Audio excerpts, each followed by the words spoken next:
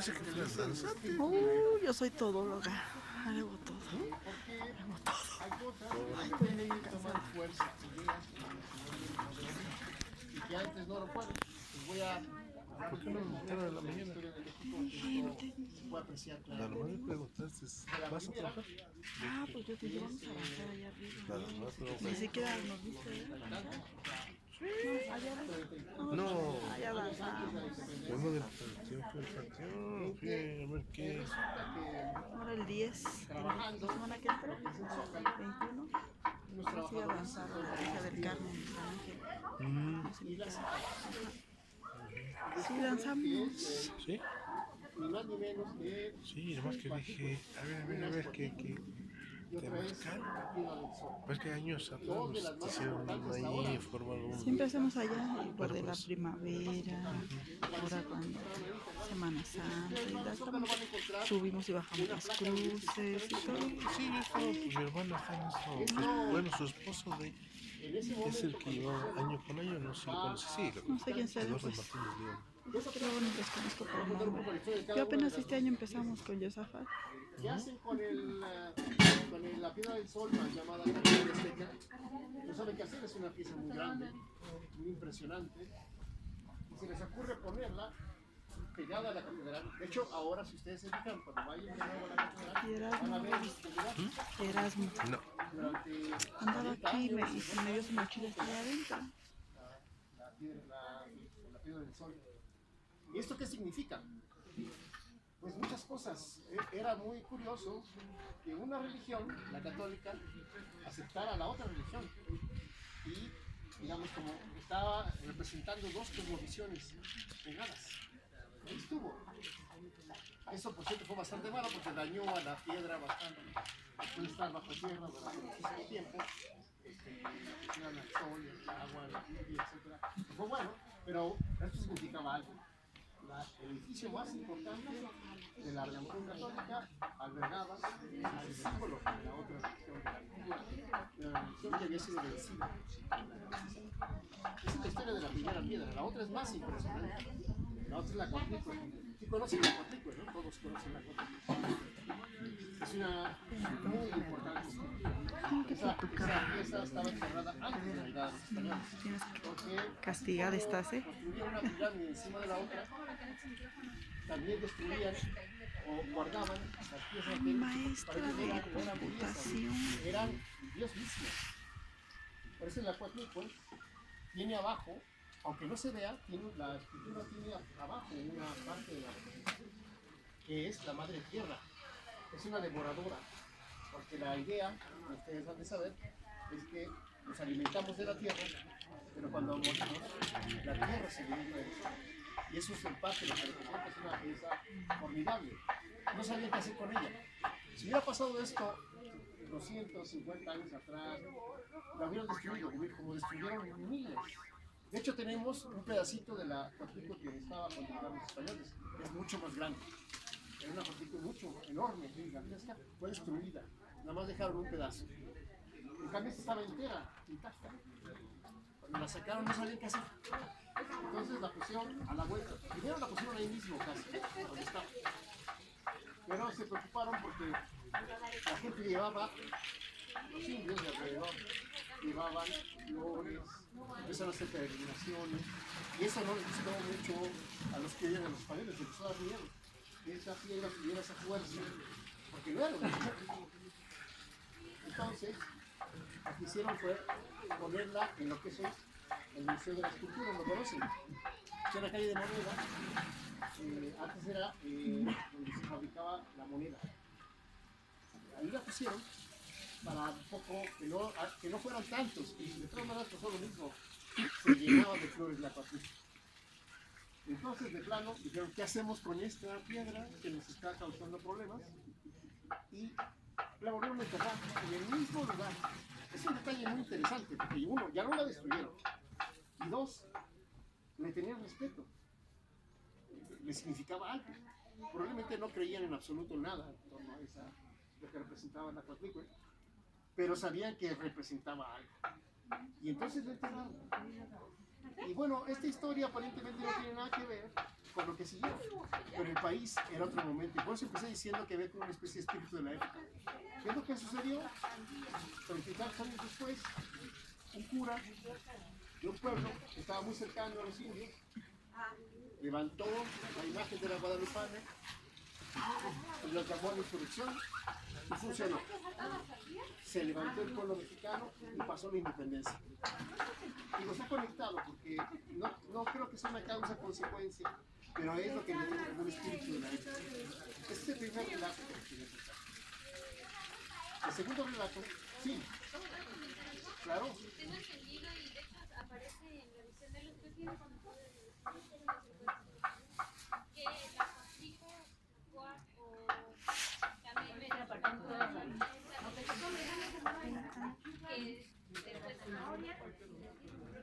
camino y a ver por eso. Bueno, claro, la tonal sí, es una, digamos, misión religiosa muy compleja. No es exactamente lo mismo, pero es la madre tierra. Que de hecho, lo que es la Tonantzin también la entienden como la Llorona. O sea, la Tonantzin es tanto la Llorona como la Virgen. Sí, pero en este caso es la madre tierra. La Coatlicue es la madre tierra. No es la madrecita como es la tonal, sino que es la madre tierra. De todas maneras hay puntos de contacto muy poderosos y por supuesto que está Pero por ejemplo, conectado. es eso de que hay visitas surgió realmente de cuando se presentaron los prodigios funestos, ¿no? De cómo les Claro. Bueno, yo lo que les quiero comentar es simplemente el hecho de que aparece una pieza tan importante como la Coatlicue y el calendario, perdón, la Tierra del Sol, y poco tiempo después este país entra en un profundo cambio, que no fue tan profundo como nos hubiera gustado, pero que implicó cambios poderosos, ¿sí? Miren, aquí en la iglesia hay dos piedras. Una que parece molcajete y otra como coronita. Y estaban botadas en la calle. Hace años, un señor que fue comisariado se llamaba Daniel Martínez Pérez. Ese señor la recogió,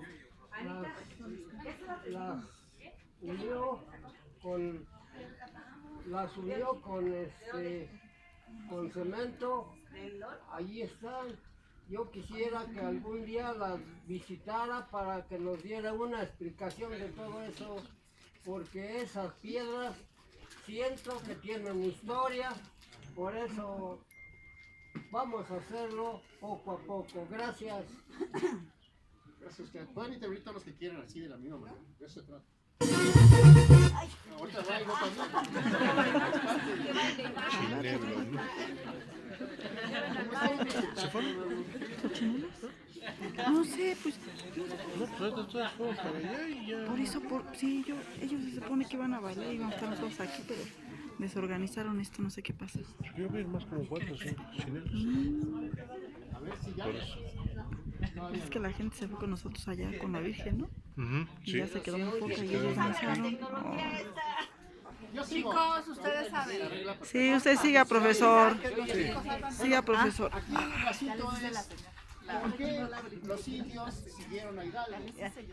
Hidalgo era un hombre de ojos azules. Para ese tiempo era muy grande porque la gente vivía Por eso lo siguieron, porque era de ojos azules.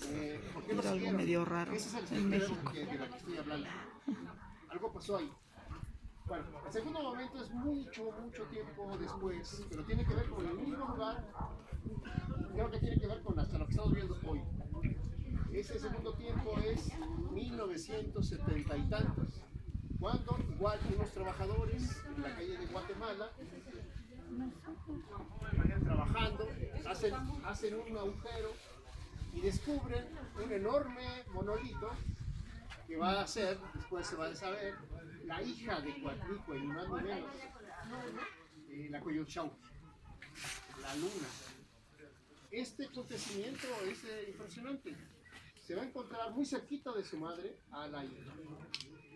Y de la misma manera ya estaba enterrado antes de la llegada de los españoles. Y por eso estaba completa. porque de nuevo, cada generación hacía su propia Coatlicue y esta había sido preservada porque estaba enterrada. Bueno, esto llevó a que paulatinamente el que era presidente entonces de México, López Portillo, lo dice en sus memorias. Él dice una cosa muy simpática, porque ese hombre, bueno, tiene muchas anécdotas que contar, con 2 tomos gigantes sus memorias. Era de origen español, pero él era admirador de la cultura prehispánica mexicana. Entonces él dice, en el momento en que me sentí más fuerte, más poderoso, fue cuando ordené que fuera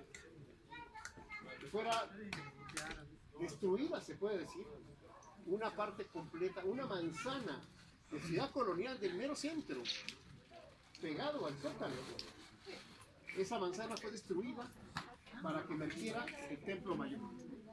Él dice que es el momento en donde él tuvo mayor poder. Para él era más importante que la expropiación de la banca, de todo lo que hizo. Hizo muchas otras barbaridades de ella, por cierto, pero que lo más importante de lo que él hizo fue eso, decidir rasurar la ciudad. Que es lo mismo que había pasado mucho tiempo atrás, cuando rasuraron Tenochtitlan. Tenochtitlan fue destruida, digamos, y todas esas piedras las usaron para construir la nueva ciudad. Ahora se dio un proceso un poco al revés, aunque fuera solamente un pedacito. Fue totalmente rasurada, decía yo, un pedazo de ciudad, y ahí un grupo de arqueólogos, antropólogos, permitieron que emergiera el Templo Mayor. Si ustedes van ahora al Templo Mayor, vale la pena, seguro que han ido varias veces, van a encontrar que las piedras del Templo Mayor van sobresaliendo, se van moviendo, porque abajo hay agua. Y entonces esto, al ser liberadas de peso, ha provocado que se muevan y que están en constante movimiento. Lo que tenemos es un Templo Mayor que está así, ¿no? En muchos espacios. Y todavía implicó el inicio de un proceso que no ha terminado. Ayer pasé, no había visto, hay ahora en varias calles del centro, ya ejércitos de esto, nuevas muestras de la antigua ciudad. Tenemos ahora 50, 60 lugares donde están ya ventanas donde podemos ver las pirámides de abajo. Eso es una cosa insólita. De hecho, hace poco hicieron una excavación ya en el Templo Mayor nueva, pero es una de las que apenas está siendo evaluada. Sí, acaban de encontrar, bueno, ya esto es casi día por día. Acaban de encontrar los restos de Ahuizotl. Es un acontecimiento. Los restos físicos de Ahuizotl. Y están encontrando una enorme cantidad de materiales. Digo, lo hago referencia porque ¿cuántos años han pasado de aquel otro descubrimiento gigantesco? ¿Cuál es el espíritu de la época que hoy tenemos? Uno muy diferente. A mí me tocó hace ya 20 años, yo creo, ir a las catacumbas. ¿Ustedes conocen las catacumbas de la catedral? No. Bueno, esta catedral es muy fácil ir. Hay una puertita, por ahí bajan.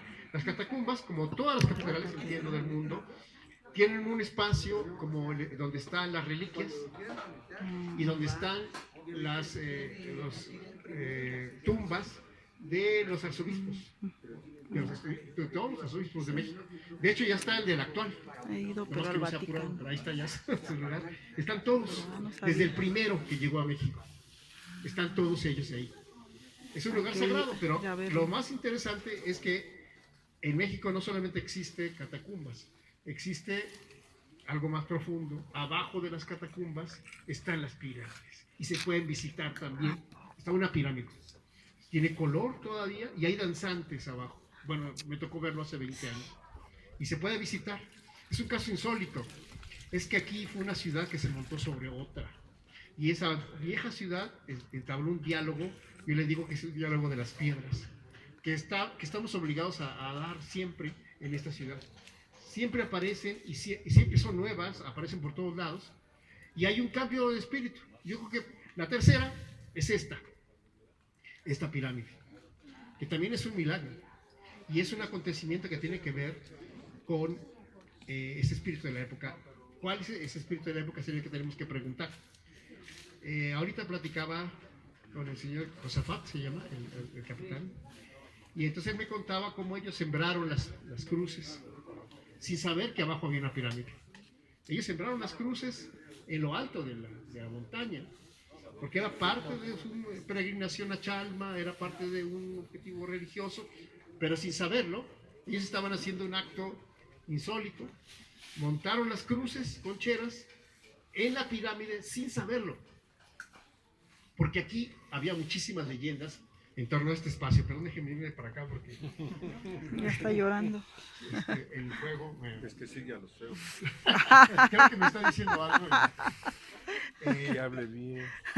El asunto es de que aquí había un montón de leyendas, nos han platicado, en torno a este lugar, y que tiene que ver mucho con esto que vemos, ¿no?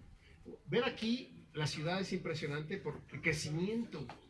Esta ciudad hace, cuando llegaron los españoles, esto no era una ciudad, esto era varias ciudades con muchísimos pueblos, por lo menos 250 pueblos y varias grandes ciudades en medio de un lago, ¿no? Y en los alrededores. Era un conjunto poblacional muy complejo.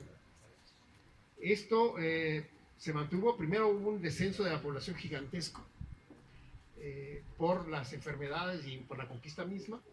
90% se estima que murió. Y después creció poco a poco. En 1900, la población de aquí, ¿cuándo llegó al millón? Muchísimo tiempo después. Cuando llegó a 4 millones, ya estamos hablando de fechas muy cercanas. Hace apenas, fíjense, todo México tenía 12 millones de habitantes en 1910. 12 millones de habitantes. Uno murió en la revolución. Ahora 12 millones no es varias colonias, varias delegaciones de aquí. Bueno, la Ciudad de México es más grande que todo México. Sí. Y a partir de cierto momento, de los años 40, 50, se empezó a crecer. Lo que vemos es eso, que es un fenómeno común a toda América Latina y probablemente a todo el mundo. Toda América Latina es muy parecida. Así, la ciudad estaba abajo y de repente llenó todos los cerros. Entonces aquí vivieron ese mismo proceso. Fue inundado de casas. Y este cerro donde estamos se mantuvo por esas circunstancias culturales. La gente tenía leyendas aquí. Eso mejor no lo platican ustedes mismos. Platíquenos de esas leyendas. Pero lo interesante es que después apareció la pirámide. Tiene apenas, entiendo, lo que va del siglo, o sea, 18, 19 años, que apareció propiamente ya descubierta la pirámide. Es un santiamén en la historia, es nada. Y sin embargo, está muy bien conservada. Es un detalle muy significativo. ¿Por qué la conservaron tan bien? Estaba tapada. Entiendo que estaba tapada la pirámide. Es como una botella tirada al mar. Era un mensaje. Era un mensaje de los que hicieron eso. ¿Quiénes hicieron eso? ¿Quiénes hicieron la pirámide? ¿Y quiénes la preservaron? ¿Y para qué? ¿Y por qué se descubrió? ¿En qué momento? Es muy interesante, yo creo. Es el tercer momento el que quería platicarles. Es decir, estamos obligados a hablar con esas piedras, porque las piedras nos transmiten el sentir, el dolor, la ciencia de quienes lo hicieron. Las piedras son muy importantes. No se puede dominar a un pueblo si no se destruyen sus piedras. Tienen que destruir sus casas, tienen que destruir sus construcciones, tienen que destruir su saber. Para poder dominar un pueblo es indispensable hacerlo. Y lo que estamos viviendo cuando aparecen las piedras es que aparecen también los saberes. Entonces empezamos a preguntar, ¿y esto qué quiere decir? ¿Qué es esto? ¿No? ¿De qué se trata? Y nos está hablando. Entonces en este país hemos vivido ese proceso varias veces. Y se empieza a convertir en algo que trasciende. Hace 20 años, 25 años, yo tengo trabajando en la Ciudad de México, en los pueblos de la Ciudad de México, tanto como eso, 25 años. No había la conciencia que hay hoy. Es más, ni siquiera sabíamos que había tantos pueblos. Ahora sabemos que son como 150. No sabíamos. Había ahí algunas cosillas, ¿no? Aparentemente sin importancia. Pero ¿por qué en los últimos 20 años los pueblos han empezado a salir de donde estaban? Y han empezado a decir, sí, somos pueblo,